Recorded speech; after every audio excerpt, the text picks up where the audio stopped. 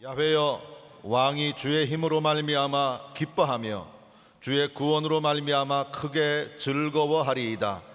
그의 마음의 소원을 들어주셨으며 그의 입술의 요구를 거절하지 아니하셨나이다. 주의 아름다운 복으로 그를 영접하시고 순근관을 그의 머리에 씌우셨나이다. 그가 생명을 구하매 주께서 그에게 주셨으니 곧 영원한 장수로소이다. 주의 구원이 그의 영광을 크게 하시고 존귀와 위엄을 그에게 입히시나이다. 그가 영원토록 지극한 복을 받게 하시며 주 앞에서 기쁘고 즐겁게 하시나이다. 아멘.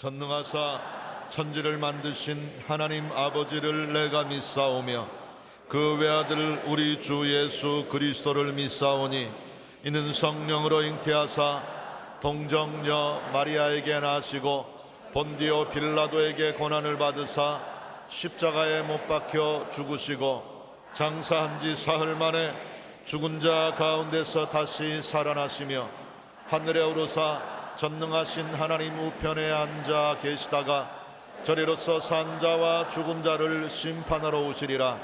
성령을 믿사오며 거룩한 공회와 성도가 서로 교통하는 것과 죄를 사하여 주시는 것과 몸이 다시 사는 것과 영원히 사는 것을 믿사옵나이다. 아멘.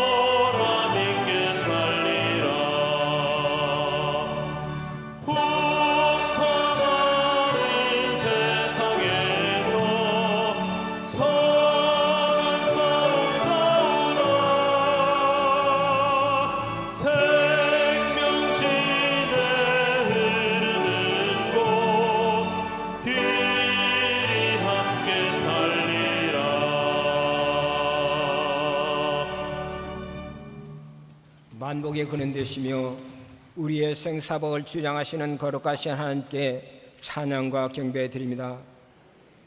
하나님께서 이처럼 사랑하여 주셔서 우리 주 예수 그리스도를 이 땅에 보내시고 십자가에 설신 보혈로 우리 죄와 허물을 사하시고 한 사람 한 사람 지명하여 너는 내 것이라 아버지 하나님의 거룩한 백성 삼아주신 그 크신 사랑과 은혜로 세상에서 생활의 일터에서 열심으로 일하다가 오늘 또 복되고 거룩한 성일 주님 전에 올라와서 주님 앞에 찬양과 경배드리게 은혜 베풀어 주심을 감사합니다.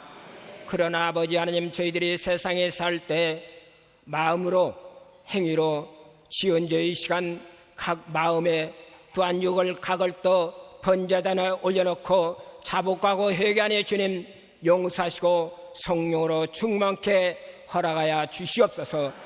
그 믿음으로 아버지 기도합니다. 이 나라의 민족을 주님께서 긍휼히 여겨주셔서 하나님의 놀라운 축복을 허락하여 주셨사온데 아버지 하나님의 세우신 대통령에게 우상과 사신을 버리고 오직 하나님을 경외하는 마음으로 하나님께 지혜를 구해서 하나님의 은혜로 이 나라 국정을 다스리고 이끌어가시게 주님 위장자들을 축복하여 주시옵소서. 하나님께서 55년 전에 우리의 조영기 원로 목사님을 통하여 우리 여의도 순복음교회를 세워주시고 오중보험과 삼중 축복의 말씀으로 민족복음화 세계 선교를 이루갈 수 있는 하나님의 축복이 임하게 하심을 감사합니다. 우리 조영기 원로 목사님 더욱 능력을 베풀으시고 신원의 강건함을 더하여 주시옵소서. 새로운 50년을 향하여서 이용환 목사님을 담임 목사로 세우셨으니 아버지의 기름범이 갑절을 더하여 주셔서 가시는 곳마다 말씀이 선포되는 곳마다 하나님의 놀라운 기적과 은혜가 넘쳐나게 도와 주시옵소서. 우리 교회에서 이루어가는 성사배 주님 복을 내려주시옵시고 장로로부터 영화비례까지 기간마다 주님 복을 주시옵소서. 특별히 아버지 교회 학교를 주님의 축복하여 주시옵소서. 이들을 하나님 말씀과 기도로 양육하는 하나님의 종들과 교사들에게 주님 함께 하셔서 이들이 아버지 우리 교회 튼튼한 반석이 되게 도와주셔서 우리에게 날로 부흥하고 발전되는 역사 이루어지게 주님 복을 내려 주시옵소서. 특별히 5월달 선교 대회를 통하여 아버지 영원히 외국 땅에서 주의 복음을 선교사님들에게 주님 함께 하셔서 이번 아버지 어머니의 품에 안기듯 우리 교회에 찾아와서 이번 선교 대회를 통하여 쉼을 얻고 성령의 충만되어서 현지에 가서 놀라운 하나님의 기적을 산출하는 귀한 선교사님들 되게 도와 주시옵소서. 아버지 하나님의 성전뜰에서 아버지 같이 봉사하는 우리 안수입세 권사에 남성교회 선교를 주님의 축복하셔서 이들이 아버지 하나님의 놀라운 사랑 가운데 복된 발걸음이 되게 도와 주시옵소서. 제1선에서 애쓰고 수고하는 남녀 지구역장들과 아동 지구역장들의 주님 함께하셔서 이들이 가는 곳마다 구원의 역사가 이루어지게 주님 복을 내려 주시옵소서. 아버지 하나님의 시간도 말씀을 선포하는 우리 원로 조영기 목사님 기름범이 즐겁자를 하셔서 선포되는 말씀마다 우리의 마음에 옥되어 심겨지게 도와주셔서 그 말씀대로 행하고 지키는 우리가 되게 도와주시옵소서. 찬양으로 영광 돌리는 성가대 주님 함께 하셔서 찬양될 때 우리의 마음이 활짝 열리게 도와주시옵소서. 이 시간도 아버지 화상으로 동일하게 아버지 예배드리는 곳곳마다 하나님의 놀라운 은혜와 축복이 동일하게 나타나게 도와주시옵소서. 이 모든 일을 영원토록 함께 하시는 예수 그리스도의 이름으로 간절히 기도드립니다. 아멘. 우리 신앙 고백하십시다. 나는 예수 믿고 평안하게 되었습니다. 기쁘고 즐겁습니다. 항상 나와 같이 계십니다. 권사님 여러분 잘 오셨습니다. 사랑하는 자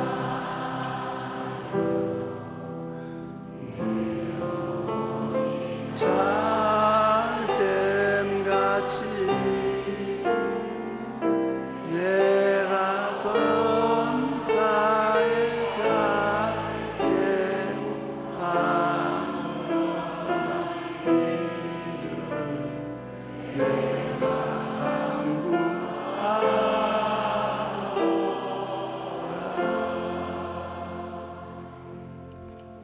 오늘 여러분과 함께 저는 깨어진 사람이라는 제목으로 은혜를 나누겠습니다.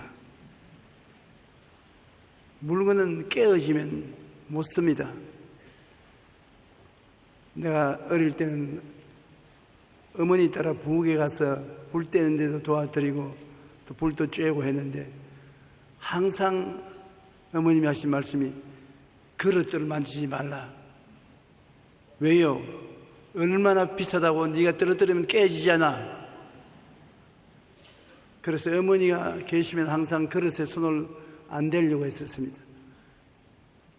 그런데 그릇은 깨어지면 못 쓰게 되지만은 사람은 깨어지지 않은 사람을 만나면 큰 어려움을 겪습니다.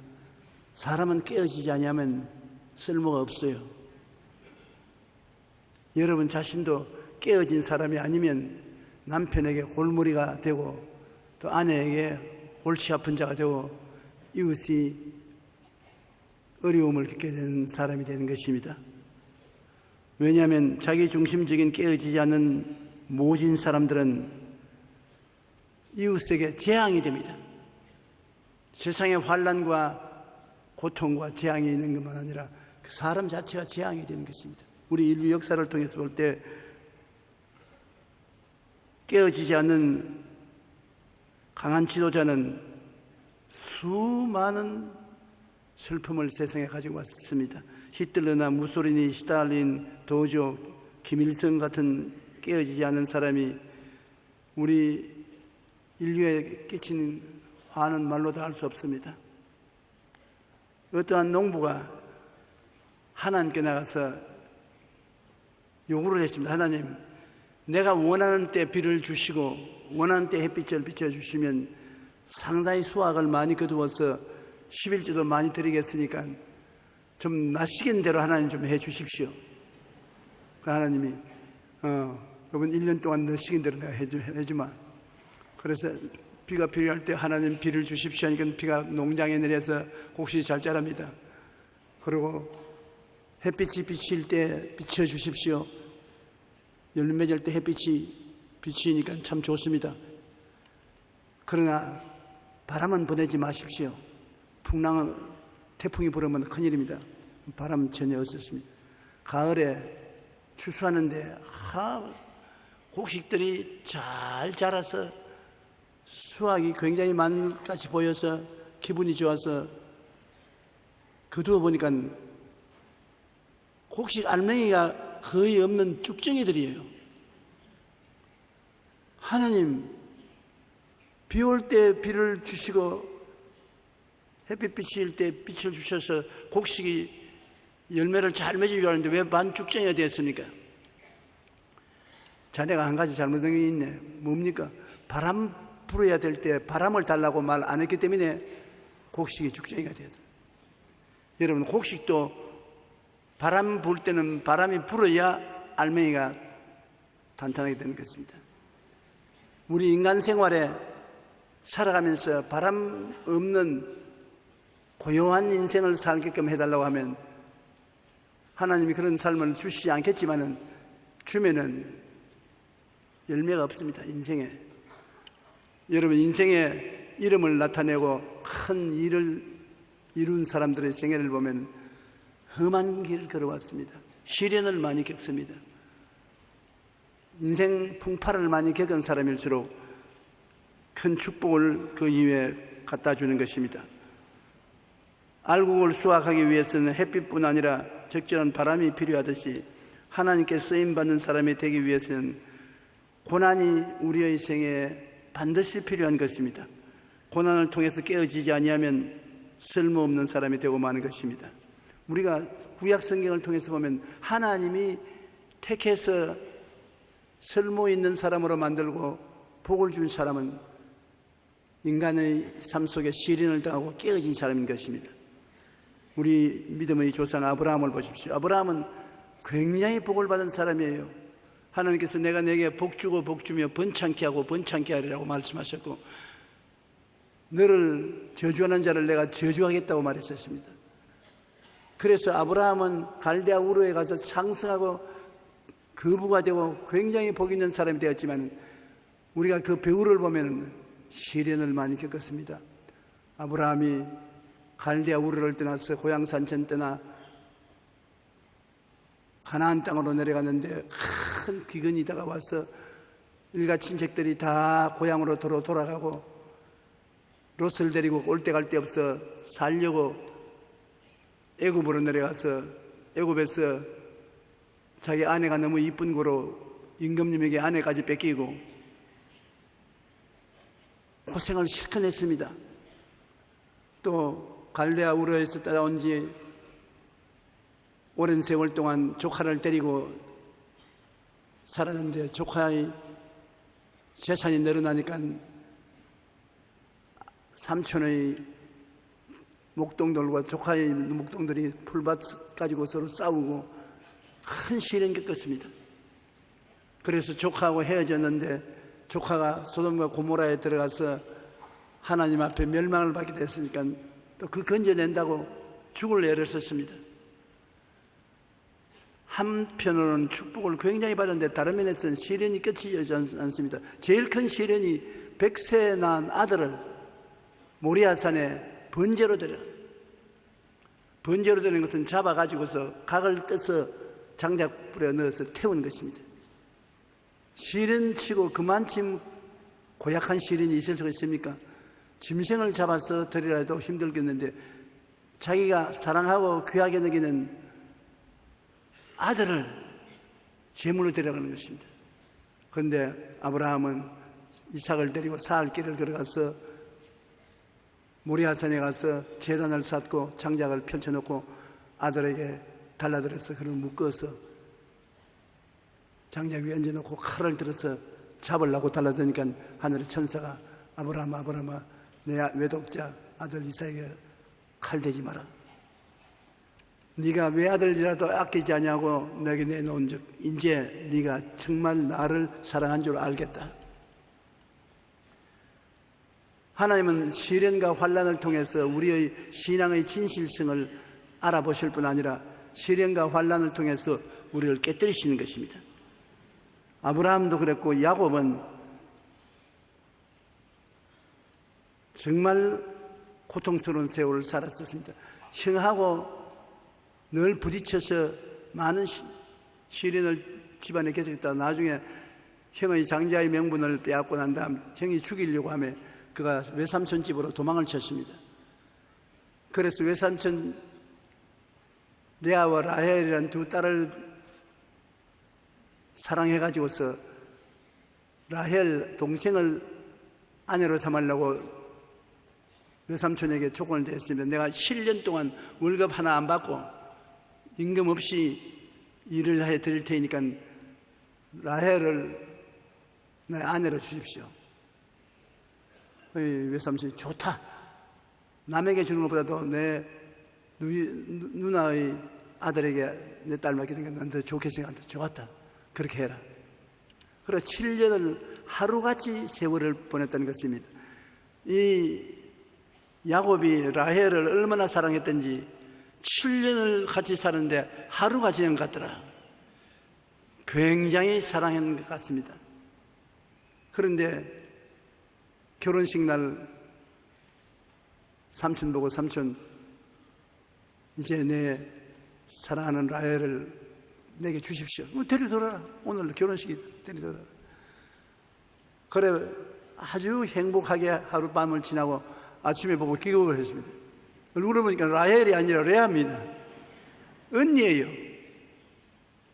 전등불이 없었으니까 그런 일을 당했지 전등불이 있었으면 그런 일을 안 당했겠죠. 그래가 외삼촌에게 항의를 하니까 우리 지방에서는 언니보다 동생을 먼저 시집 보는 법이 없으므로 내가 동생을 넣어주었다. 언니 위에 내가 다시 라헬을 줄 테니까 7년 동안 일 좀 더 하게.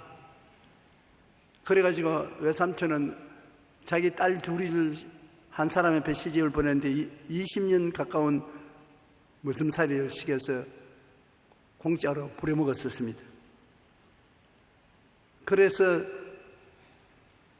자기가 계획도 안 했는데 아내를 2살이나 거느리게 됐어요.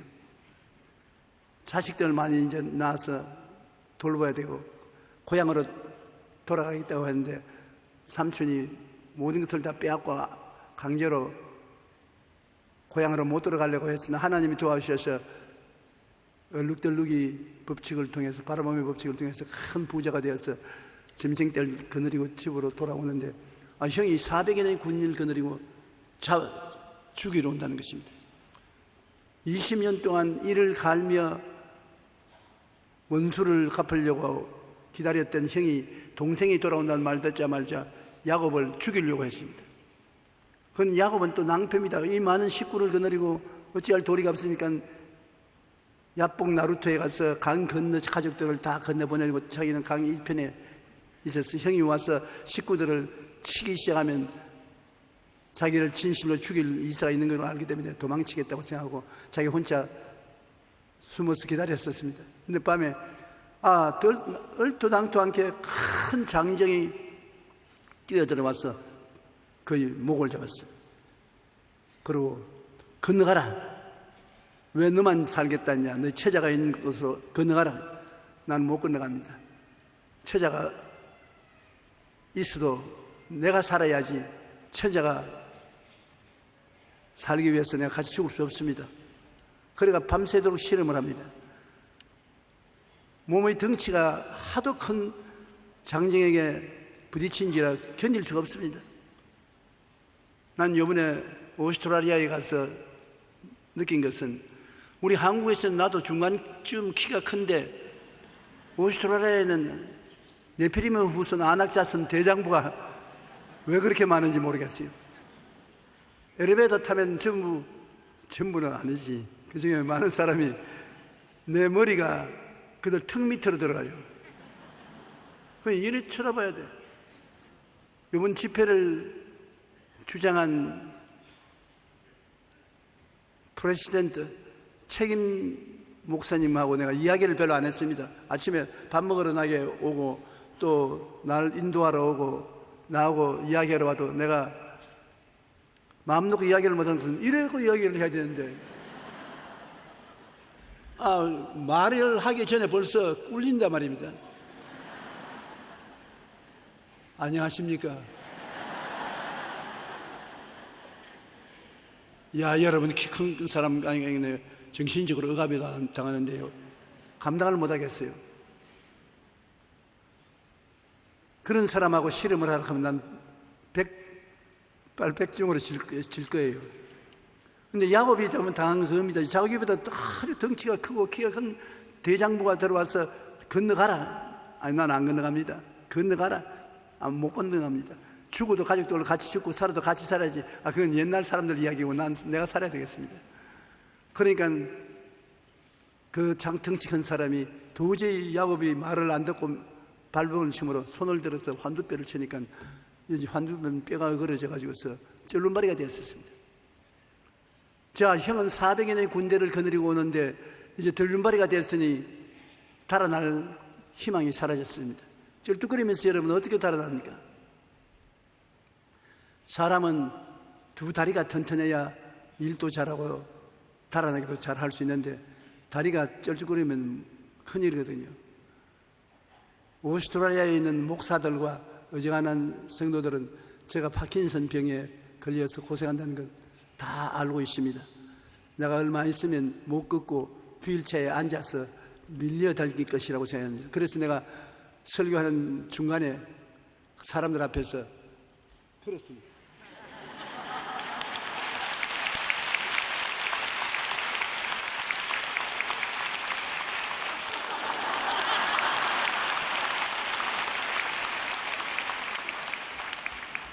여러분이 박수 치는 것처럼 그들도 일어나서 박수를 칩니다.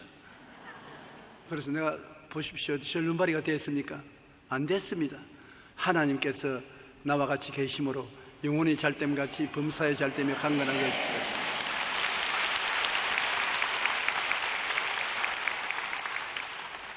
근데 저는 하나님이 축복하심으로 여러분 앞에 서서 복음을 전하라고 쩔눈발이를 안 만들었지만은 야곱은 하도 고집이 세니까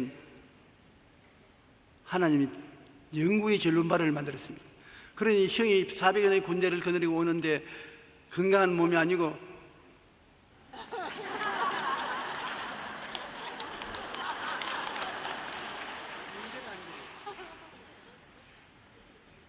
상대가 안 되니까 400년의 군대를 거느리고 잔뜩 분을 품고 오다가 보니까 줄눈발이가 오는데 지금 뭐 창 한 번 던질 가치도 없어요.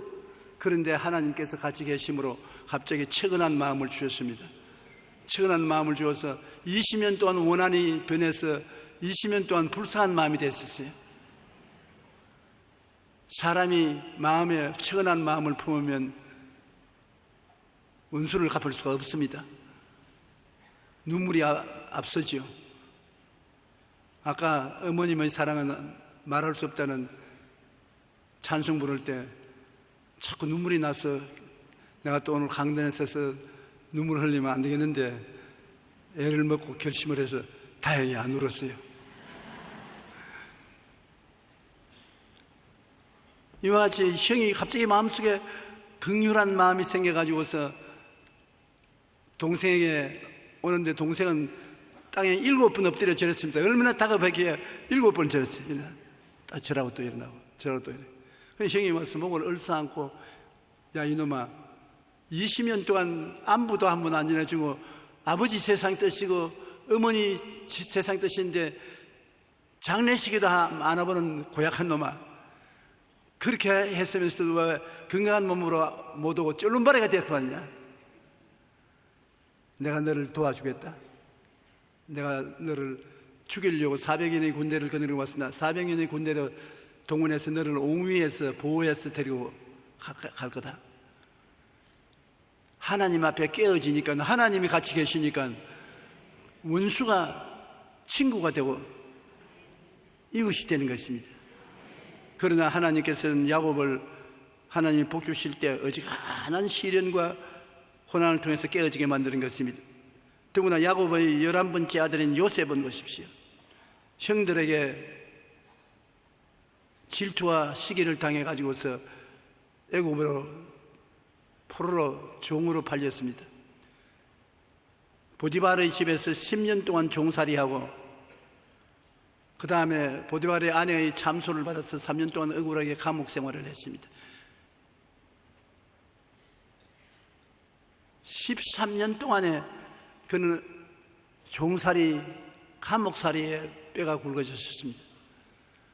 그러나 하나님이 같이 계심으로 하나님이 그를 높이심에 애굽의 국무총리가 되어서 나중에 그를 팔아먹었던 형제들이 다 와서 그 앞에 무릎을 꿇고 항복하고 사죄하는 놀라운 역사가 일어났던 것입니다. 깨어져야 하나님이 쓰는 것입니다. 가장 놀라운 일은 모세 보십시오. 모세는 하나님의 섭리에 의해서 바로의 딸의 양자가 되어서 애굽의 바로 궁에서 자랐습니다. 그러나 애국심이 투철해서 자기 동족을 방해하는 애굽 사람을 쳐 죽이고 난 다음에 이것이 들켜서 바로 왕이 죽이려고 하며 미디안 광야로 도망을 쳐서 40에 도망을 쳐서 미디안의 추장인 이드로의 딸에게 결혼해가지고서 40년 광야에서 삽니다. 목동으로서 떠오르는 햇빛 그리고 폭풍, 메마름 아무 친구도 없는 곳에 양떼를 거느리고 풀을 찾아 이 구석 저 구석으로 다니는 생활을 40년 동안 해서 40살의 젊은 나이에 광야에 들어온 그가 40년 동안의 머슴살이로 세월이 흘러갔으니 이제 세상에서 잊어버린 사람이 됐었습니다. 머리도 백발이 되고 몸도 허리가 굽어지고 세상의 욕망도 사라지고 이제는 나는 다 끝났다고 생각할 때 하나님이 찾아오셔서 불붙는 가시는 굴 안에서 말씀을 하셨습니다. 하나님이 백향목도 있고 좋은 나무도 있을 것인데 왜 가시는 굴을 통해서 이야기했느냐? 40년 동안 광야 생활을 하니까 인생이 가시와 같이 되고 마는 것입니다. 세상에 쓸모없는 것이 가시능굴 아닙니까? 자기 인생이 가시능굴같이 되어서 나는 버림받았다고 생각하는데, 가시능굴이 불에 타는 것처럼 하나님의 성령의 불이 오면은 아무리 가시능불 같은 사람에게도 하나님의 말씀을 대변하는 주의 일꾼이 될 수 있는 것입니다. 사람은 자기를 비하할 때가 많습니다. 나는 아무 쓸모가 없습니다. 나는 가시능굴 같은 인간입니다. 나는 버림받은 사람입니다. 하나님은 그런 거 개의치 않습니다. 가시능굴에도 성령의 불만이 임하면 천하를 밝힐 수가 있는 것입니다. 그래서 40년 동안 그런 시련을 통해서 깨어져서 하나님께 항복하고 난 다음에 하나님의 종이 될 수가 있었던 것입니다. 신명기 8장 2절로 3절을 보면 내 하나님 야훼께서 이 40년 동안에 내게 광야길을 걷게 하신 것을 기억하라. 이는 너를 낮추시며 너를 시험하사 내 마음이 어떠한지 그 명령을 지키는지 지키지 않는지 알려 하심이라. 너를 낮추시며 너를 줄이게 하시며 또 너도 알지 못하며 내 조상들도 알지 못하는 만나를 내게 먹이신 것은 사람이 떡으로만 사는 것이 아니요 야훼의 입에서 나오는 모든 말씀으로 사는 줄을 내가 알게 하려 함이라. 이는 다 너를 낮추시며 너를 시험하사 마침내 내게 복을 주시려 하심이니라. 하나님의 목적은 마침내 복을 주겠다. 그러나 그 중간에 깨뜨려서 낮추신다. 교만하고 오만하고 날 좀 보소, 날 좀 보소, 동지 섣달 못 본 듯이 날 좀 보소, 이렇게 어깨에 펴고 머리를 흔들어 제끼는 사람하고는 무슨 일을 할 수 없어요. 깨어지고 낮아진 사람, 그리고 진실로 신뢰할 수 있는 사람이 되어야 되는데, 모세는 그 단계에 도달한 40년의 세월이 걸리는 것입니다. 여러분들도 사업을 하거나 무슨 일을 하는데 일이 안 되고 자꾸 어려워지고 괴로워지면서 하나님, 내가 하나님을 믿고 의지하는데 왜 하나님 나를 버리십니까? 그렇게 한 사람도 있을 것입니다. 큰 시련 뒤에는 큰 축복이 있고 적은 시련 뒤에는 적은 축복이 있는 것입니다. 하나님께서 원수 앞에 밥상 차리시고 머리에 기름을 발라 잔에 넘치게 하신다. 원수가 큰 원수면 밥상도 진수성찬이고, 원수가 큰 원수가 아니면 김밥입니다. 그래도 시험이 없이는 김밥도 얻어먹을 수 없습니다. 하나님은 자기 백성들에게 시험을 보내는 것은, 시험을 하는 것이 나쁜 것이 시험만 되는 것이 아니라 큰 축복, 이것도 시험이 되는 것이면, 당장 너무 큰 축복이 오면 그만 마음이 세상에 잡혀서 육신의 정욕과 안목의 정욕과 이 세상의 자랑에 끌려가고 낭패가 되니까, 하나님은 영혼도 붙잡아주고 천당도 주고 이 세상에도 축복받게 하기 위해서는 시련을 통해서 영혼이 단단히 교훈을 받고 난 다음에 이 땅에 축복을 주시는 것입니다. 시험 없는 축복은 큰 환란이 될 수 있습니다. 시험 없이 백만장자가 되는 것은 백만 지옥으로 떨어질 수가 있는 것입니다. 그러므로 우리 예수 믿는 사람은 하나님을 사랑하는 자고 그 뜻대로 부르심을 입은 자들에게는 모든 것이 합동하여 선을 이룬다고, 끝까지 하나님이 잘되게 한다는 것을 믿어야 되는 것입니다. 내가 하나님 앞에 낮아지고 나를 시험하시는 것은 마침내 내게 복을 주기 위한 것이다. 한번 따라 말씀해. 마침내 내게 복을 주시려고 나를 낮추시고 나를 시험하신다. 이것 잊지 말아야 돼요. 시험 당하면서 내내 불평하고 원망하면 그 축복도 빼앗기고 마는 것입니다. 우리가 살면서 깨어진 사람과 안 깨어진 사람이 뭐가 다르냐고 그런 질문합니다. 깨어지면 어떻게 됩니까? 안 깨어진 사람은 어떻습니까? 우리가 성경을 통해서 생각해 보면 깨어진 사람은 하나님이 삶의 주인이 된 사람인 것입니다. 깨어지기 전에는 내가 이 집도 내가 지었고 이 성도 내가 지키고 이 사업도 내가 하고 전부 자기 중심으로 자기를 자랑하는데, 깨어진 사람은 그렇지 않습니다. 모든 것이 하나님이 하셨습니다. 하나님이 무엇을 먹을까, 무엇을 입을까, 무엇을 마실까도 돌봐주셨고, 이 집을 짓는 것도 하나님이 지어주셨고, 이 성을 지키는 것도 하나님이 지켜주시고, 건강하게 사는 것도 하나님이 축복해서 건강하게 살고, 하나님이 중심이 되고 주인이 되고 하나님만 자랑하는 사람은 깨어진 사람이고, 안 깨어진 사람은 자기 자랑만 하는 것입니다. 하나님 너무 동등하지. 하나님 선악을 심판하는 것처럼 나도 선악과를 따먹고 하나님과 동등하게 선악을 판단하는 사람이니까 하나님과 나는 똑같이 이퀄이다. 미안한 말,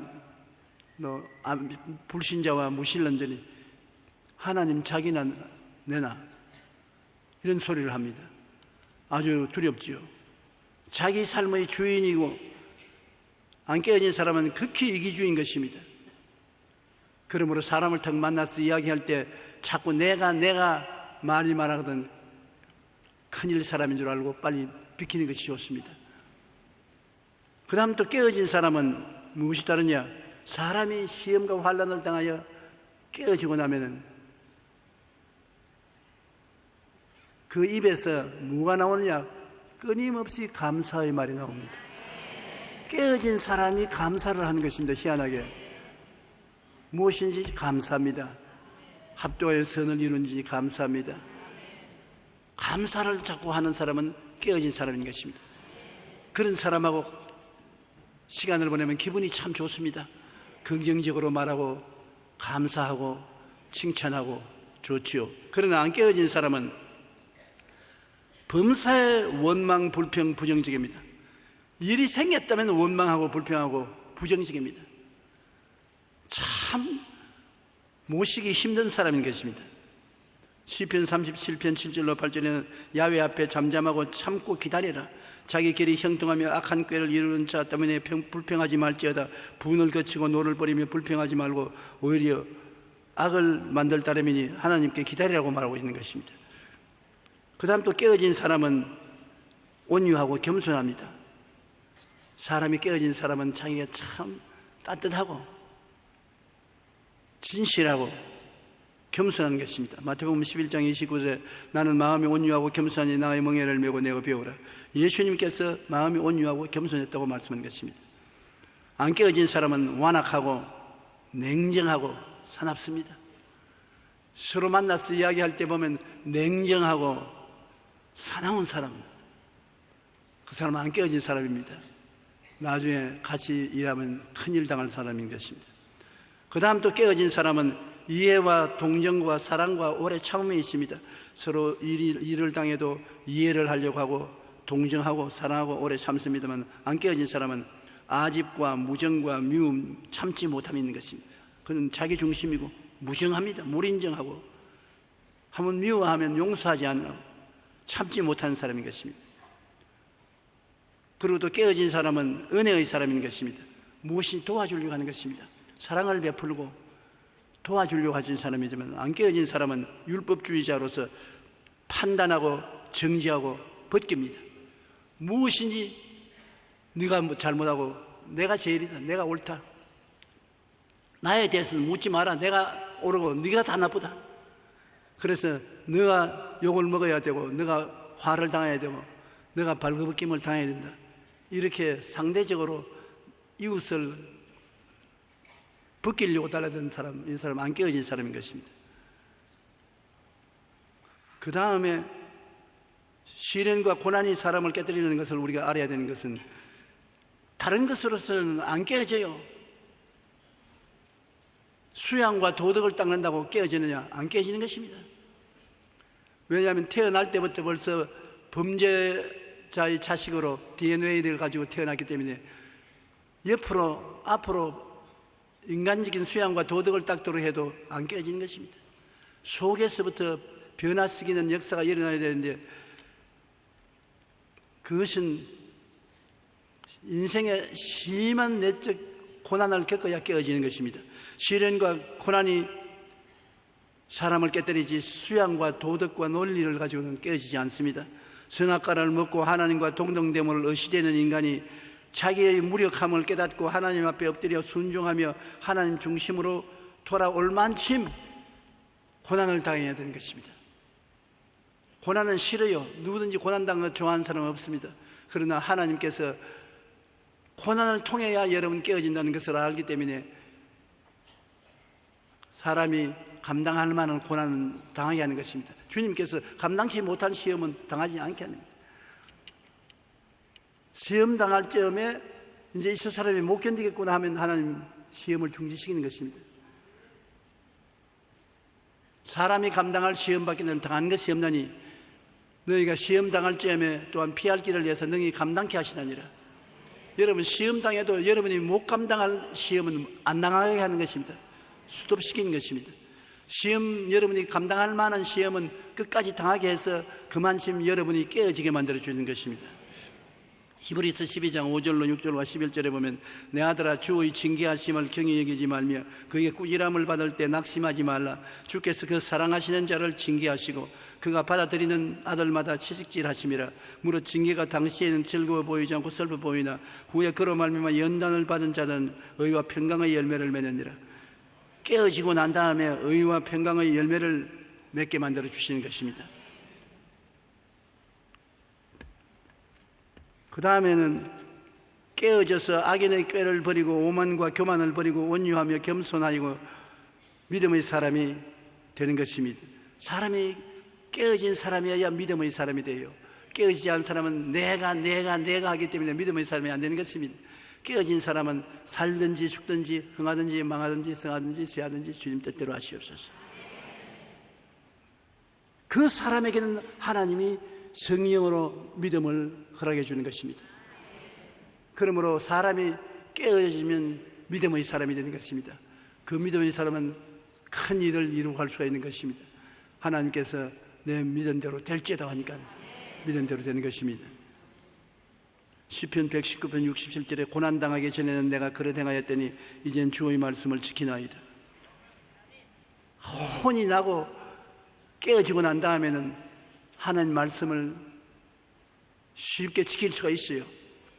내가 안 깨어지고 오만하고 교만할 때는 어떠한 일에도 하나님 말씀을 다 믿을 수도 없고 지킬 수도 없는데 깨어진 사람은 하나님 말씀을 지키게 되는 것입니다. 하나님의 교만한 자를 물리치시고 겸손한 자에게 은혜를 주시니 아니라 주 앞에서 낮추라. 그리하면 주께서 너를 높이시리라. 높이는 것이 동서남북 어디에서 오는 것이 아니라 하나님께로부터 오는데 하나님은 깨어진 사람을 높이시고 깨어진 사람은 자기가 주인된 삶을 살던 죄를 회개하고 하나님을 천지 만물 인간의 주인으로 모시고 의지하며 순종하고 믿음으로 살게 되는 것입니다. 여러분, 두 주인이 우리에게 있는 것입니다. 우리가 하나는 하나님께서 우리를 지으셨으니 하나님이 주인이 되시는 것입니다. 예수 믿지 않은 사람은 아예 그 인정 안 하지만은 예수 믿고 아직 초년병일 때는 내 마음에 하나님이 주인이 되었다가 내가 주인이 되었다가 주인이 두 사람이 들락날락 합니다. 예를 들어 말하면 초신자들이 교회에 나오는데 꼭 교회 나는 그날에 동창회 모임이 있습니다. 꼭 그런 날이 있어요. 네가 꼭 와야 된다. 너가 안 오면 안 된다. 그날은 마귀가 또 동창들을 시켜서 특대를 해주는 것입니다.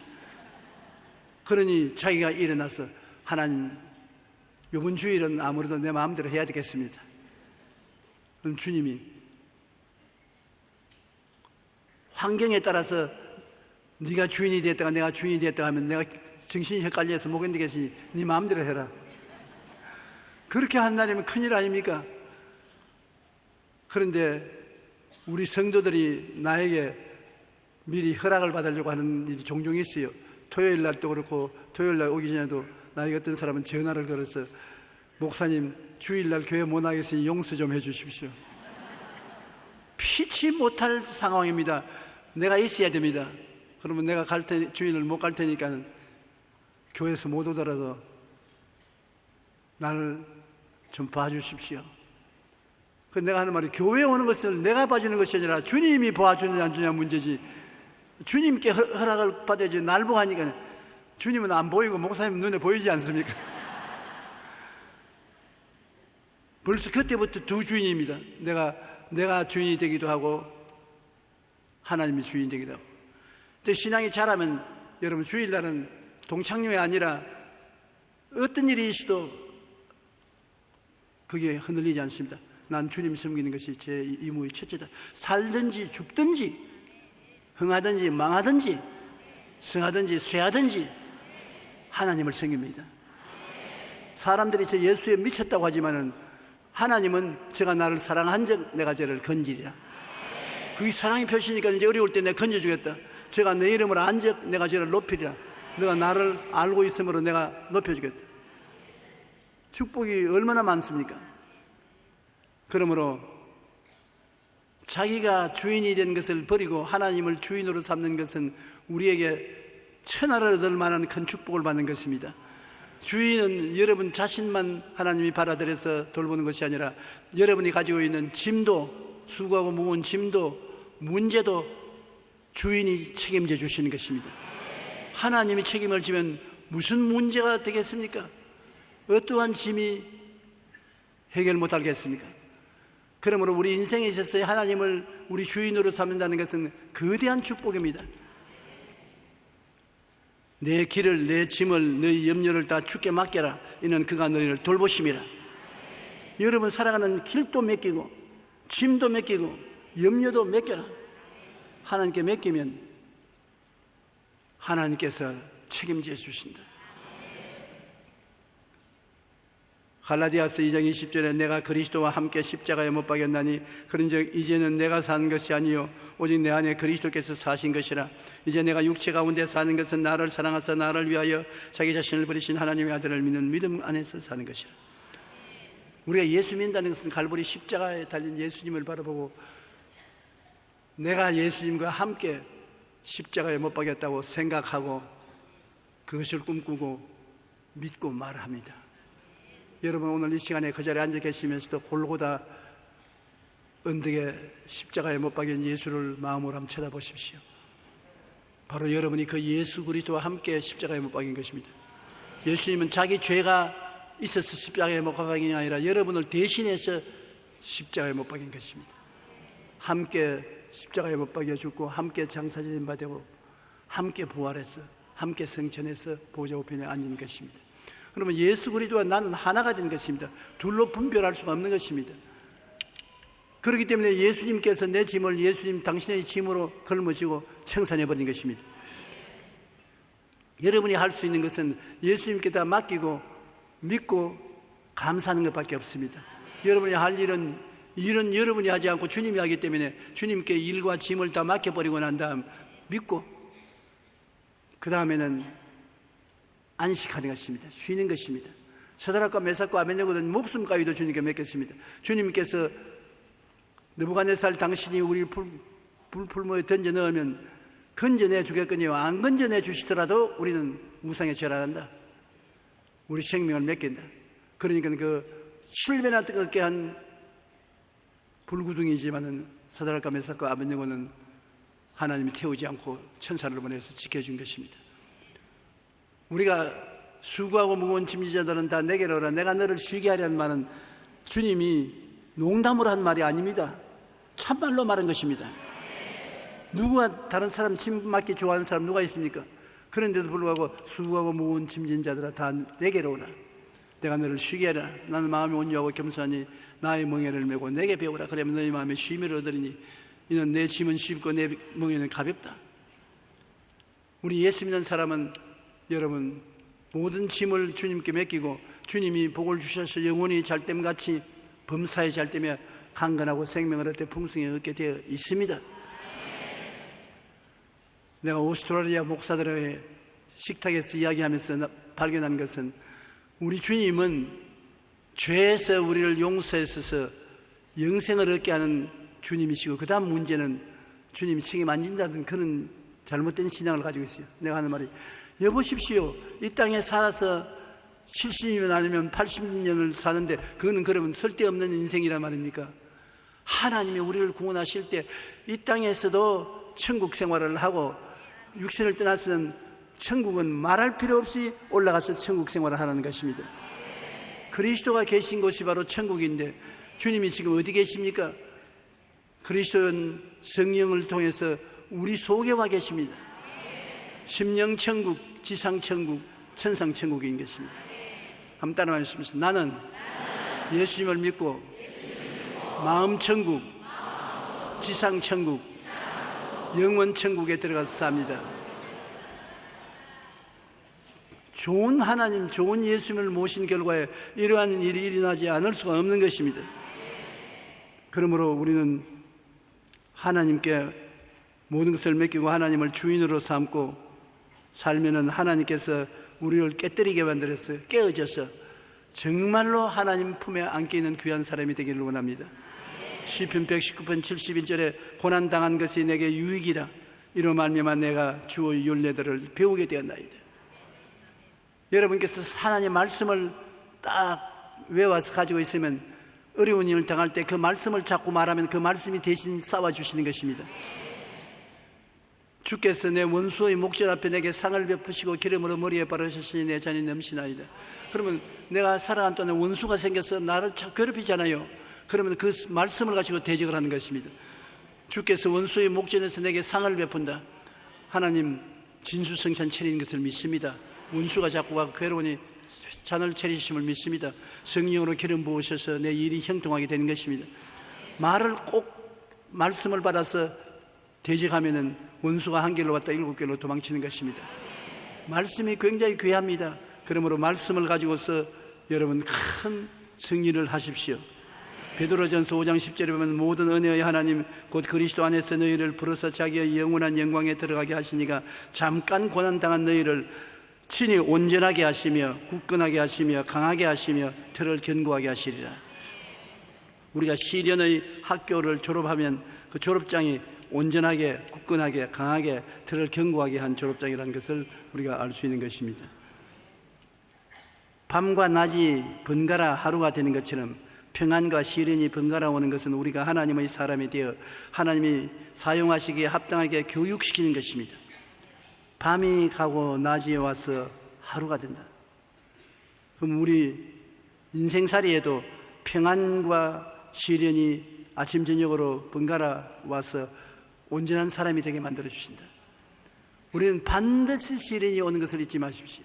그러나 반드시 시련을 통해서 예수님께 의지하면 우리가 깨어진 사람이 되어서 주님의 사랑을 받게 된다는 것을 알아야 되는 것입니다. 오늘날 또 하나님의 마음에 합당한 사람은 마음이 깨어져 온유하고 겸손한 사람이 된 인물인 것입니다. 다윗을 보고 하나님이 내 마음에 합당한 사람을 했는데 다윗은 깨어진 사람이었습니다. 오늘 여러분은 모두 다 여의도 순복음교회에 왔다 갔다 하시면서 시련을 통하여 깨어지는 것을 두려워하지 마시기 바랍니다. 시련이 오거든 말씀하십시오. 하나님 또 학교 보내십니까? 깨어져서 하나님 앞에 계급이 하나 올라가게 해 주시옵소서. 절대로 감당치 못할 시험 당함을 허락하지 아니하십니다. 감당할 만한 시험만 주시는 것입니다. 그래서 시험을 당할 때 즐거워하고 감사하는 여러분 되시기 바랍니다. 저는 제 신앙생활에 경험한 것은 시험을 당하면 결과에 가서 좋아지지만은 결과의 끝이 다가올 때쯤 되면 참을 수 없이 괴롭습니다. 그 괴로움을 이기기 위해서 제일 좋은 길이 감사하는 것입니다. 하나님 이 고통을 감사합니다. 이 시련을 감사합니다. 이 시련을 가져온 그놈 콧대를 때리고 싶었지만은 감사합니다. 나를 그런 진노의 자리에 들어가지 않게 해주시옵소서. 자꾸 감사를 하면 감사가 제일 빨리 우리를 시험에서 건져주는 것입니다. 함께 분노하고 진노하면은 더 큰 시험이 다가오고 시험이 괴로워지는데 감사로 제사를 드린 하나님의 영화로움을 받고 곧장 시험에서 이겨나오게 할 수 있는 것입니다. 한번 따라 말씀해주세요. 하나님 아버지, 이 시험이 감사합니다. 고맙습니다. 그렇게 자꾸 번복하시기 바랍니다.